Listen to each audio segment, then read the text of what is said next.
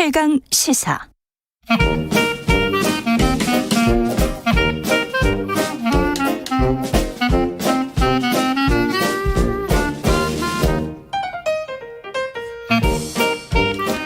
네, 최경영의 최강 시사 경제합시다. 월요일은 명쾌한 경제 이야기 나눠보고 있습니다. 박정호 명지대학교 특임교수 나와 계십니다. 안녕하세요. 예, 안녕하세요. 정말 오랜만에 뵙는 것 같은데 2주밖에 안 됐습니까? 예, 그렇습니다. 아유, 제가 너무 박정호 교수님을 좋아하다 보니까 아유, 왜 이러세요? 한 3주 한 달 된 것 같아요. 느낌이. 그동안에 사실은 좀 일이 많았습니다. 예, 그렇더라고요. 예, 제닛 앨런이 예, 발언을 해버렸어요. 그렇죠. 예, 이 말이 언제 나올까 싶었는데 나와버렸네요. 네.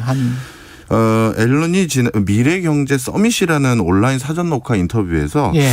이제 추가적인 재정 지출 등으로 인해서 미국 경제는 더더욱 좋아질 것이고 그 과정에서 미국 경제가 과열되는 것을 좀 방지하기 위해서 예. 금리를 완만하게 또는 조금씩 올릴 필요는 있다라는 언급을 해버렸습니다.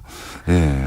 참 영어로 표현하자면 maybe needed 이 정도로 아주 완곡하게 그렇죠. 표현을 했어요. 예. 그럼에도 불구하고 이 말이 나왔다는 게 그 시사하는 바가 크죠. 맞습니다. 예. 물론 본인도 시장의 파장이 이렇게 커질 줄 몰라가지고 예. 그 뒤에 말을 조금 주워 담았어요. 예. 바로 뒤에 다른 월스트리트 저널에서 주최한 CEO 포럼에서 여기서 뭐라고 하셨냐면 금리 인상을 예측하거나 권고한 것은 절대 아니다. 라고 하면서 한 발짝 뒤로 물러섰지만 예. 그날 그 발언 있고 나서 우리나라는 아니지만 적어도 미국 증시는 한번 출렁였었습니다. 그렇죠. 예, 이런 것들이 지금 이제 전 세계적인 화두죠. 이게 근데 앞으로 이런 그 이른바 큰 인물들의 네. 어떤 그 걱정하는 이야기 있지 않습니까? 인플레이션이랄지 이거 너무 경제가 미국같이 큰 나라가 경제 규모가 큰 나라가 6% 이상 성장한다는 것은 사실은 그렇죠. 엄청난 거잖아요. 아무리 기저효과라고 할지라도. 예, 맞습니다. 예. 그럼에도 불구하고 저는 예. 금리 인상을 지금 뭐 당장 이루어지거나 뭐 이번 그럴 것 같지는 분기나 않다. 이때는 예. 아닌 것 같습니다. 그렇죠. 왜 그런지 예. 좀 설명을 드리면요. 제닛 옐런은 일단 금리 인상의 키를 가지고 있는 연준 의장이 아니시고요. 재무장관이시죠. 재무장관이시죠. 예. 역대 항상 정부는 금리에 대해서 좀 더 발빠른 어떤 움직임, 발빠른 예측 등을 언급하신 적은 많이 있습니다. 예전에도. 예. 그런데 연준의 스탠스는요. 작년에 사실 본인들이 어떤 일을 앞으로 해갈 건지를 정해놨어요. 뭐냐면 연준이 금리를 결정할 때 가장 중요한 요소 중에 하나가 물가하고 고용 이런 부분인데요. 그런데 작년에 물가 목표치를 2%가 아니라 평균적으로 2%를 유지하겠다라고 했거든요. 그 얘기는 무슨 얘기냐면 아무리 봐도 코로나19를 극복하여서 완벽하게 경제가 터널을 지나는 과정에서는 유동성을 과감하게 공급하다 보니까 평균적으로 물가가 2% 이상을 찍힐 구간들이 그 기간들이 상당히 있을 것 같다라는 것을 본인들이 그냥 인지를 했고요. 그렇죠. 그걸 수용하겠다는 거예요.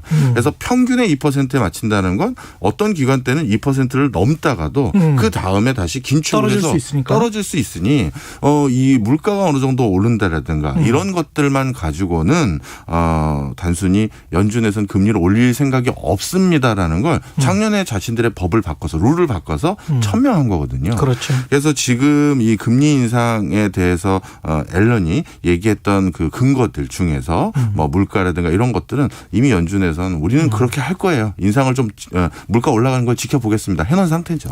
인플레이션도 그렇지만은 실업률도 이제 계속 본다고 했기 때문에 네. 실업률도 6.0에서 6.1로 오히려 올라버렸어요. 네. 미국 같은 경우에. 그래서 증시도 반응을 그러면은 조금 더 이렇게 완화적인 기조가 계속 가겠네 이렇게 생각을 하는 것 같더라고요 또. 예, 맞습니다. 예. 특히 가장 우려하는 부분이 이번 바이든 정권에서도요. 영구적 실업자라는 겁니다. 예. 영구적 실업자라는 건 상당 기간 이상 정상적인 커리어 패스로 돌아오기 힘든 분들을 말하는 건데요. 예.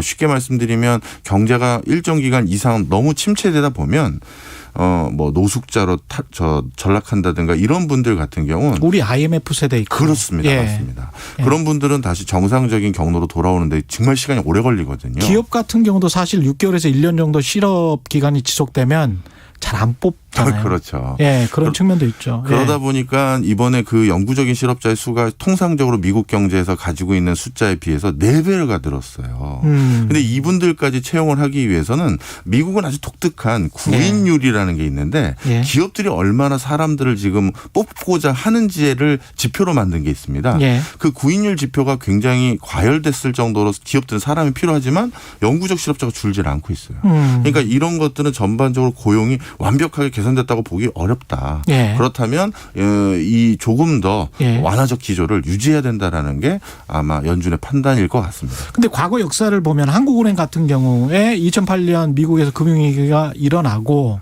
우리가 한 2010년부터인가요? 한 2%에서 3.25%로 한 1년 반 동안 금리를 먼저 인상을 했던 시기가 있단 말이죠. 네, 맞습니다. 미국보다. 예. 우리 같은 경우는 어떻게 할 것 같습니까?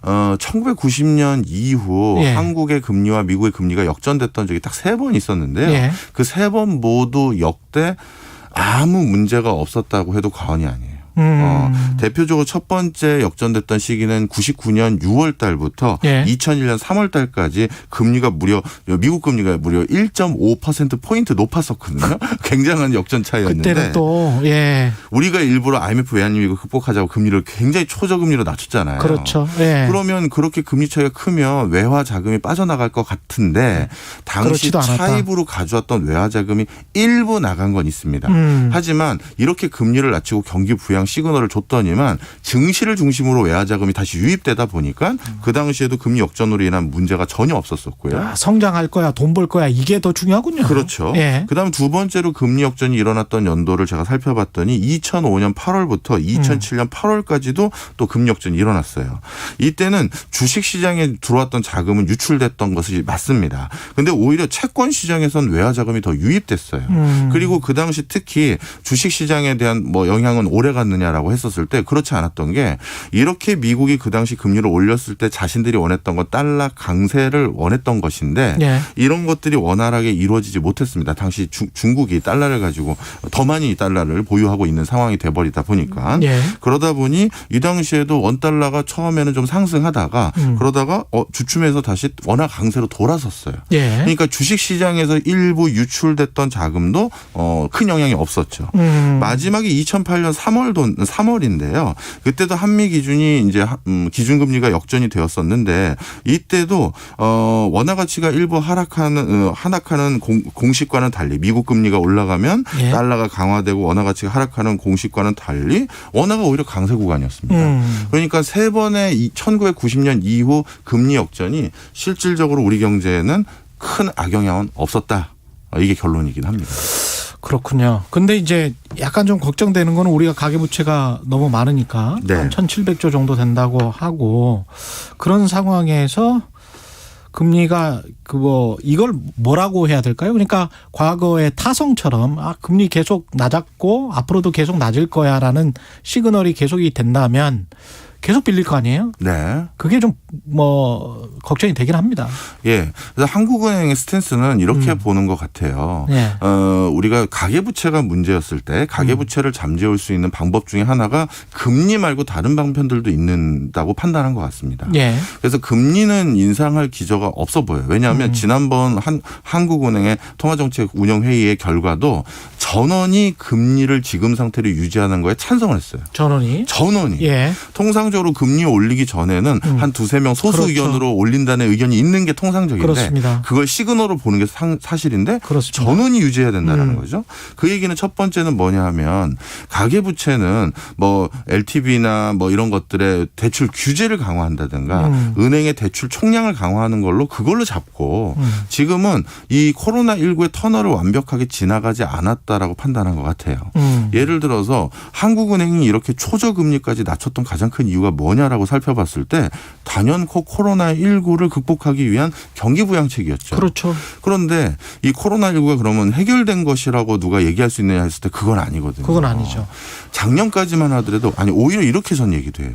작년보다 오히려 코로나19의 우리나라의 대응력이 조금 더 불안한 기조가 있다라고 저는 말씀드리고 싶은 게 작년에는 그 누구한테 물어봐도 한국의 코로나19에 대한 대응력이 좋았어요. 그래서 경제도 디펜스를 잘했죠. 예.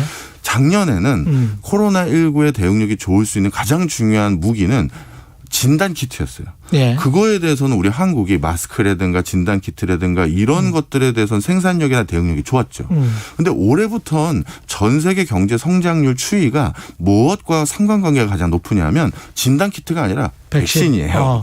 그런데 한국은 백신 부분에 대해서는 생산 여력이 있다라든가 어떻게 보면 공급 여력이 있는 게 아니거든요. 아직까지는. 그러다 보니까 지금 이 코로나19에 대한 이 터널을 우리가 더 지나갔다, 잘 지나고 있다라고 한국은행도 절대 확신할 수가 확신할 없습니다. 수 없죠. 예. 그런 상태에서 미리 선도적으로 금리를 올릴 이유는 없는 것이죠. 그러다 보니 미국 한국은행이 금리를 조정할 때요. 미국의 금리가 어떻게 되는지는 참고 자료 중에 하나일 뿐입니다. 하나일 뿐이다. 네. 예. 그리고 한국은행이 금리를 결정하는 가장 중요한 관전 포인트는 우리나라 경제예요. 그런데 미국 경제는 백신 투여율도 일정 수준 이상 제일 높고 네. 그래서 경제가 살아날 가능성이 높을지 모르겠지만 우리나라는 아직 아니거든요. 그러다 보니까 한국은행이 미국 예를 들어서 경기가 좋아서 네. 미국 연준이 금리를 올릴 움직임이 있다 하더라도 우리는 안 할 가능성이 많다. 저는 네. 그렇게 보여집니다. 그래요. 근데 이제 그 경제연구소들마다 여러 가지 예측이 있습니다만은 4% 경제 성장률 다시 예측하는 그렇게 네. 수정하는 사람들도 꽤 있고 그다음에 원자재 가격 상승, 인플레이션 압박 이게 분명히 있기는 있거든요. 네, 맞습니다. 자산 가격 상승에 관한 우려도 있고. 예. 예. 이 물가 상승의 요인도 좀 저희가 살펴볼 필요가 있어요. 예. 예를 들어서 물가 상승의 요인이 너무 물건에 대한 원자재에 대한 또는 소비재에 대한 수요가 높아져서 그것 때문에 물가가 인상된 거라면 경기가 과열되거나 경기를 좀 진작시킬 누를 필요가 있겠죠. 그런데 이번에 물가 상승이 유발되는 많은 요인 중에 하나는 공급 쪽 사이드의 충격도 있는 거거든요.